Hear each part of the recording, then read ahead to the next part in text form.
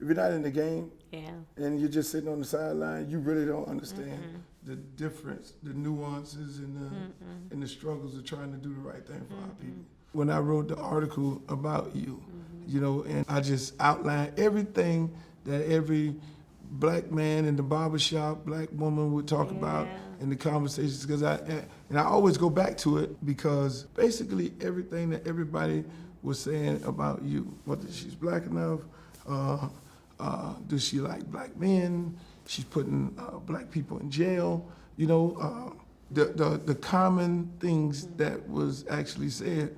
But at the same time, I write that, and I didn't have a conversation with you. When we had the conversation and we talked about it, we talked about the different things. It was almost, and after the conversation, I felt like I was actually certifying you, because we were talking about fried chicken and talking about all these different things. And then we talked about the gun and the FICA score and these different, so it was That's like, right. okay, That's right. it's like, I like this lady. You know what I'm saying? She's about everything that we're about, the struggles and the things that we have to deal with on a daily basis as activists in our community. And so how did I come to that place? And then that's when I ended up writing the other article saying, okay, this is this. Right. You know, because, you know, and you know, again, we get to the point where we prejudge a person. So then now I'm out here fighting the fight of the same thing I basically wrote, you know, and I'm trying to convince people that no, that was wrong. Let me ask you. So when you're campaigning and you're doing your strategies and everything, and you're trying to prove to African American women that you're black enough, and African American men that you're black enough, you know who Kamala is. Yeah. You've been you forever. Yeah, right. And you lived a life, and you lived in the neighborhood. You went to the black university. You lived a life as an African American. To have people question that, how you really That's feel a great about that? question. It's very frustrating. That's a great question. Because to your point, exactly to your point, Uncle Luke, it is, I know who I am. I was raised to have pride. I mean, I could go on and on about who I am, right? But and who I was born as, not just who I became. It wasn't like some process of enlightenment. Like this has not been a process of discovery for me. You know, in fact, I think the frustration is that other people want me to take them through their process of discovery. Exactly. About trying to understand it. Right. And it's a challenge. I mean, but this is look, all of us who have become the first, you know, part of the challenge is that people have their boxes about who people are. It's in their mind. They have this set of boxes, and they're trying to figure out which one do you fit into, right? But the number of boxes they have is limited to whatever they've seen before, usually, right? And we're asking them to see something that they've not seen before, and then figure out where to put that. I might give you an example, because I have thought about this. If I use this phrase, just close your eyes for a moment and then think about what you see. The boy next door. For most of America, what does that look like? Yeah. Right? Yeah. It's the boy next door. 4 words speak volumes about the age, the look, the character of who we're talking about. You're right about that. Yep. What 4 words would immediately let you know about who I am? It's not in the vocabulary. It's not. When people question your blackness, you were on that bus, you were part of the civil rights movement, but the struggle is convincing people that this is a strong black woman who lives a strong black life, and why is there any question? You're right. It's frustrating. There was this one journalist who said to me, I'm doing this interview, and he says, well, you have family members that went to Stanford and Harvard, but you chose to go to Howard. No, elite schools like Stanford, but you chose to go to Howard. Now, you know I was ready to hang this thing up. Right. I was literally, I was about to go off, which would not have been cool, because I'm trying to get elected. Yeah. But you went to Howard. But they went to these elite schools, and you went to, and I said, well, you do know that Howard University is the Mecca. Like, Exactly. Put exactly. that, just put that, let's put that in its place. And so the frustration, to be honest with you, is that, sometimes I'm like, look, I am not running to be Black history professor. I'm running to be president. Right. And you all need to figure this out. And you need to figure out the diaspora. People would say that, and I'd say, I went to Howard University, and let me just tell you what that is. If you stand in the middle of the yard, looking around campus, you'll see young Black students who are walking around in lab coats. They're in the School of Medicine. Over there, walking around with briefcases. Over there in leotards is the School of Fine Arts. Over there, right? And so your limited view of who people are, don't put that on him, because you don't have the ability to see, right? The variety and the diversity and the depth of who we are. And it's sad that people still think that way. Look, there's still so much, work to be done that is about, breaking barriers and showing people what success looks like. And it's not that 1950s Mad Men version of success. Right. Like Right. that is still very much in the mindset of a lot of the American public, whoever they are, whatever their race or gender, that's what success looks like. Being that you from the same hood that I'm from, which Miami is no different than Yes. Oakland, no different than Baltimore. When you address the issues of gun violence, because you understand it, Yeah. and that's why I tell people all the time. Yesterday we were having a conversation with different people, and it's good. I like that because it's authentic and it's genuine when people share their thoughts, whether you put it on social media, now you have a back and forth dialogue. Guns in our community versus guns in the community that's right. down the street from my house, which That's is right. Parkland. I believe it's a false choice to say you either believe in the Second Amendment or you want to take everyone's guns away. That's how I think about gun safety laws. Assault weapons ban. So here's how I think about it. The assault weapon was designed to kill a lot of human beings quickly. That is its whole purpose for being. And there is no room for that on the streets of a civil society. It is a weapon of war. No question about it. No question about it. The leading cause of death of young Black men in America is gun violence. And literally greater than the next 9 combined. So of the variety of health or accident, the accidents that cause death for young Black men, the gun violence is greater than all of the next 9 combined. Wow. The data shows that our kids are getting killed in the daytime. You have education. So when the standardized testing, everybody just focused on the test. So what ends up happening is now the test is connected to the grade point average of the school. So in order for the school to stay open, you have to be at least a C or B school, because a lot of the charter schools have taken a lot of kids out of the public schools. that's right. So now you have this big, massive public schools that really was built to hold 2,000 kids. Now it's Right. only 500 kids. That's right. And so now those kids are going to these charter schools.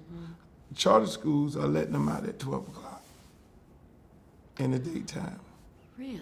The public schools, Oh, that's interesting. the public schools are kicking the bad That's kids out with a interesting. low GPA because they need to have a high GPA. And they're going to those charter schools. They're going to those charter schools. that are And, kicking them out. and they're out at Isn't that 12 o'clock. something? Mama and daddy is now course. at work. Of course. And they end up at the friend's house doing whatever Isn't because that those something? are actually bad. They consider them as bad kids, but they should red flag those Isn't that kids. something?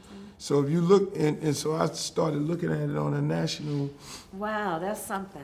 on a national level, and saying when is killings are happening on a national level because of standardized testing.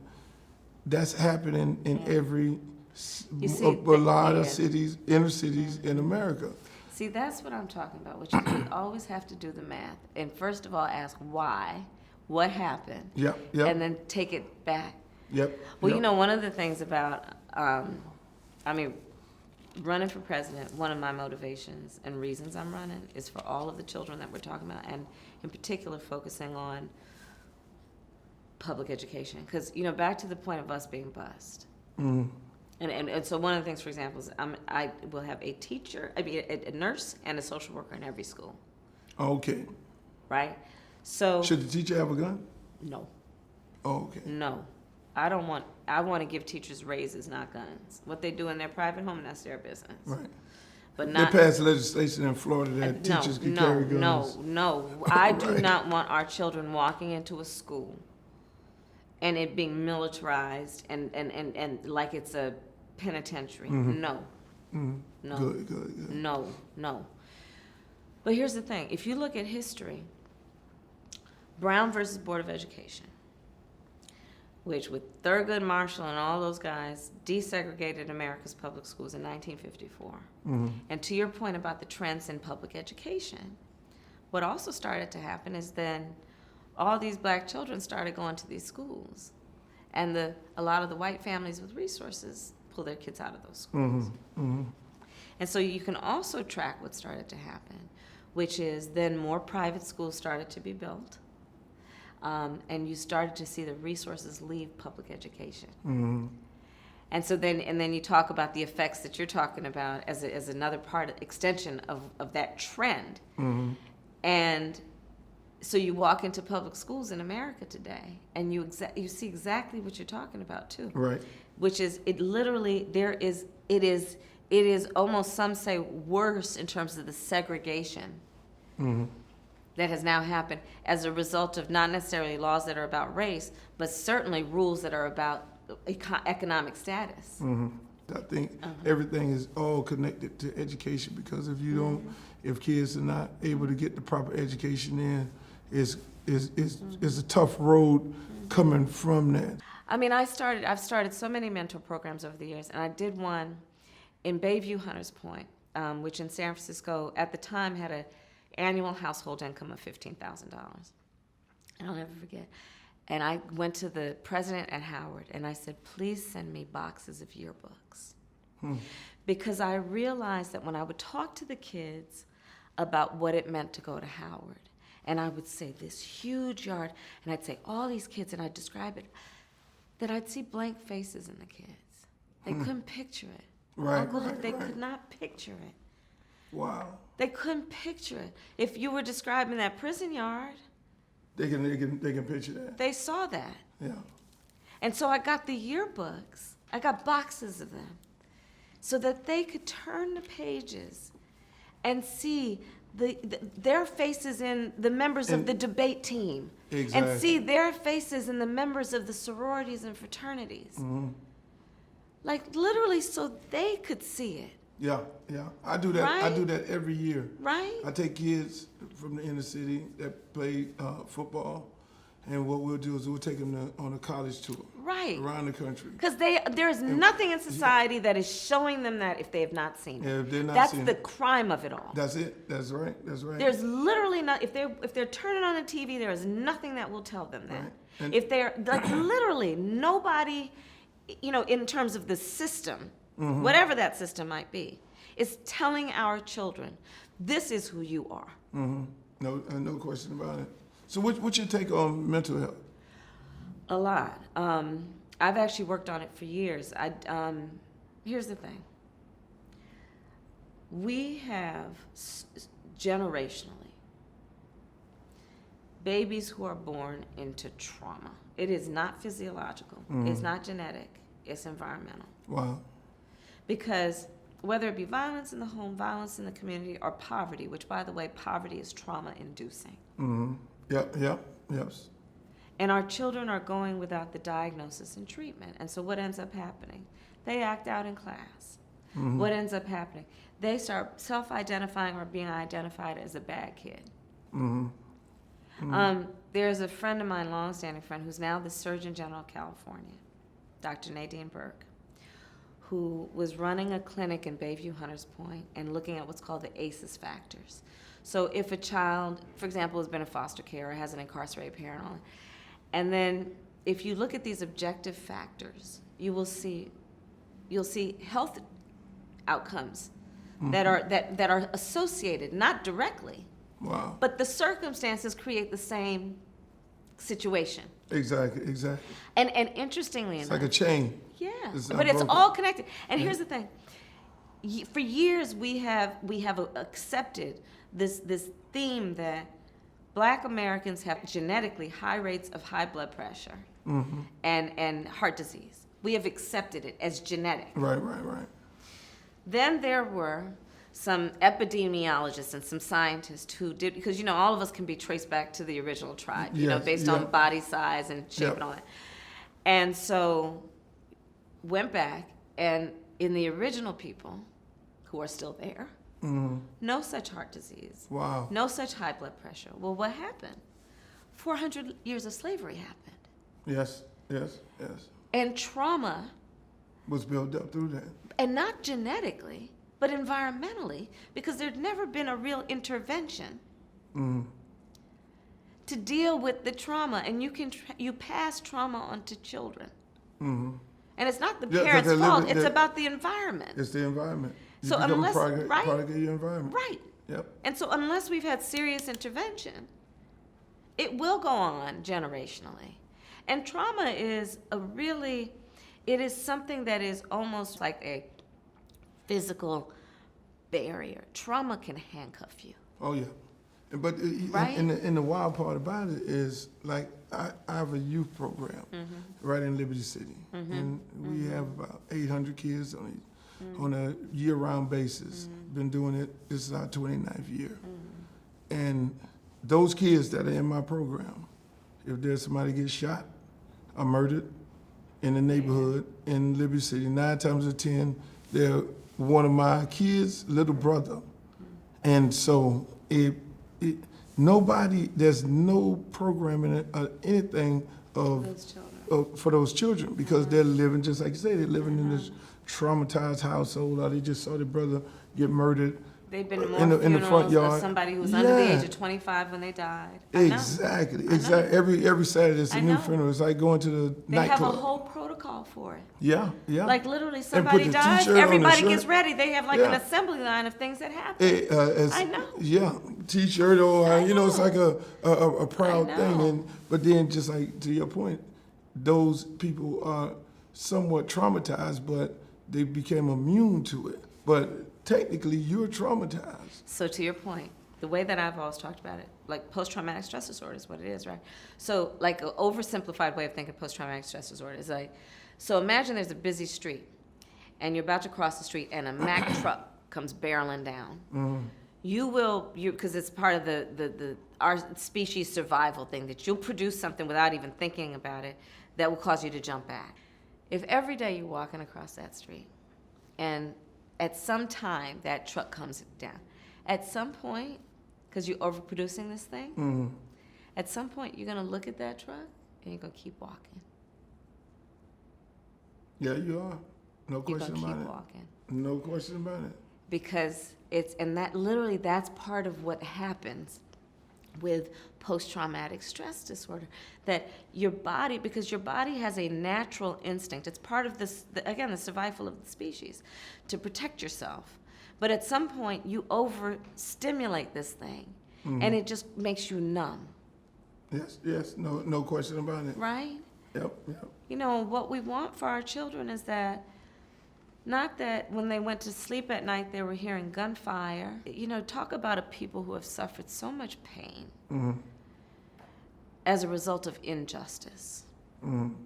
The debate is Kamala the cop. I know. Kamala the cop. She's gonna put people in jail I know. because that's what she did in California. When I started, it was during the height of the crack epidemic.